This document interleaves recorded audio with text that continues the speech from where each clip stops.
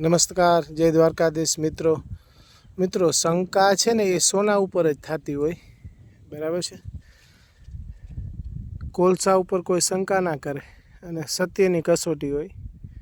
આપ જોઈ શકો છો આ પ્રકૃતિની સાથે રહી અને આપણે કામ કરી તો પ્રકૃતિ પણ આપણે સપોર્ટ કરે છે। અમારા આખા ખેતરની અંદર ગમે ત્યાં તમે ચેક કરો, એક ફૂલે એક મધમાખી છે, એક ફૂલે એક મધમાખી છે। મધમાખી ક્યાંથી આવે છે એ મારો રામ જાણે, આપણે ખબર નથી, બરાબર છે।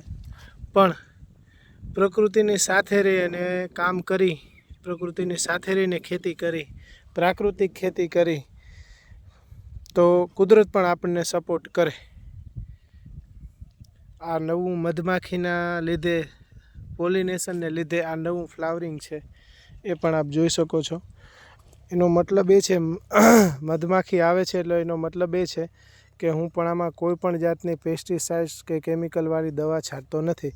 મિત્રો, મધમાખી એ એવું સેન્સિટિવ જીવ છે કે જેને જરા પણ ગંધ પણ આવે ને તો પણ એ તરત મૃત્યુ પામે છે।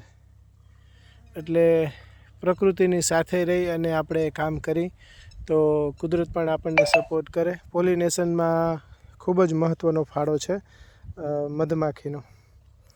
થેન્ક યુ, આભાર, જય દ્વારકાધીશ।